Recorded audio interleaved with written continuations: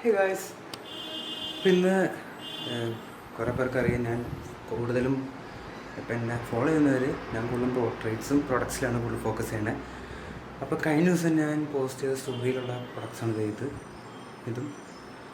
അപ്പോൾ അത് എങ്ങനെ എടുത്ത് ഇങ്ങനെ എന്തൊക്കെ സെറ്റിങ്സാണ് യൂസ് ചെയ്ത് നിങ്ങൾക്ക് എങ്ങനെ അത് വീട്ടിൽ തന്നെ ഒരു ഒഴിഞ്ഞെടുക്കുന്ന റൂമിൽ ചെയ്യാൻ പറ്റുമെന്ന് കാണിക്കാനാണ്.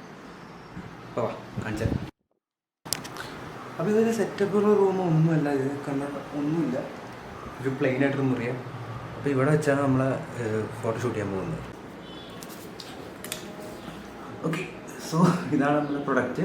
അതുപോലെ നമ്മൾ എങ്ങനെ ചെയ്യുന്നതെന്ന് വെച്ചാൽ ഈ ലൈറ്റ് വെച്ചാണ് കംപ്ലീറ്റ് ലൈറ്റ് ചെയ്യാൻ പോകുന്നത്. നമ്മൾ ഈ ലൈറ്റ്, ഈ വിൻഡോ ലൈറ്റ് നമ്മൾ ഒരു കട്ടിയുള്ള ബ്ലാങ്കറ്റ് വെച്ച് അടച്ചു വയ്ക്കുക, അല്ലെങ്കിൽ ഇത് രാത്രി ഷൂട്ട് ചെയ്യുക.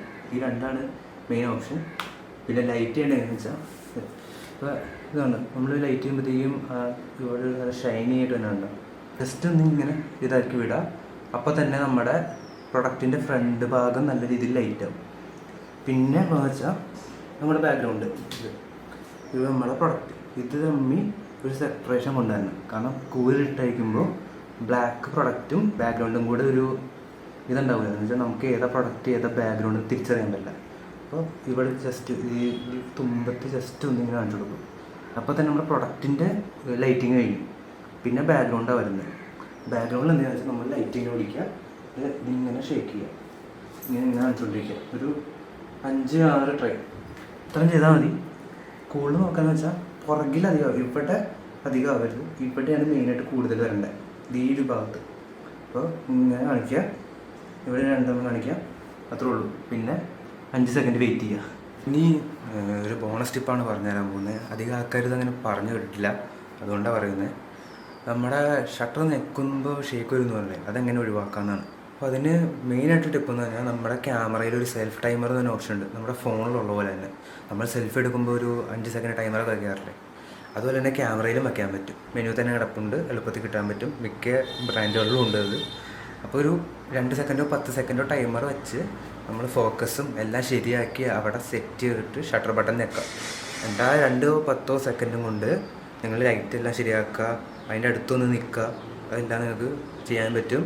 ബോണസായിട്ട് ഈ ഷേക്കും വരില്ല. അപ്പോൾ 2 കാര്യങ്ങളും ഒരുമിച്ച് നമുക്ക് ചെയ്യാൻ പറ്റും. അപ്പോൾ എപ്പോഴും ഒരു 2 സെക്കൻഡ് ടൈമർ മതി. ആ 2 സെക്കൻഡ് ടൈമർ വെച്ചിട്ട് വേണം ഈ ഫോട്ടോയൊക്കെ എടുക്കാൻ.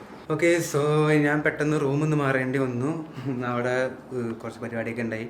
അപ്പോൾ ഞാൻ ഒരു വേറെ റൂം ഇത് കാണിക്കാൻ ഭയങ്കര പണിയാണല്ലോ, എന്താ ചെയ്യുക. ഓക്കെ, ഇപ്പോൾ കുഴപ്പമില്ല. അപ്പോൾ നമ്മൾ വേറെ റൂമിലുമാണ്. അപ്പോൾ ഇതാണ് നമ്മുടെ സെറ്റപ്പ്. അപ്പോൾ ഇവിടെ ക്യാമറ ഞാൻ ലെൻസുകളുടെ മുകളിൽ ബാലൻസ് വെച്ചേക്കുക, ഇവിടെ നമ്മുടെ പ്രൊഡക്റ്റ്.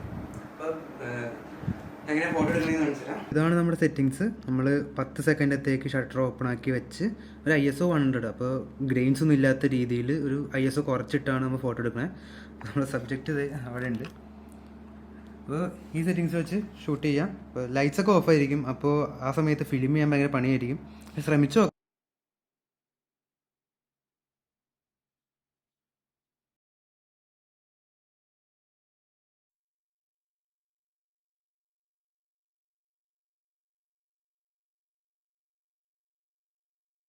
ഓക്കെ, സോ ഇതാണ് നമ്മുടെ ഫൈനൽ പ്രൊഡക്റ്റ്.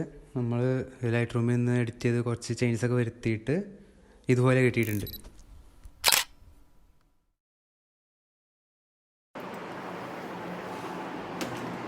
ഓക്കെ, സോ എൻ്റെ എഡിറ്റ്സ് നിങ്ങൾക്ക് ഇഷ്ടമായെന്ന് വിശ്വസിക്കുന്നു.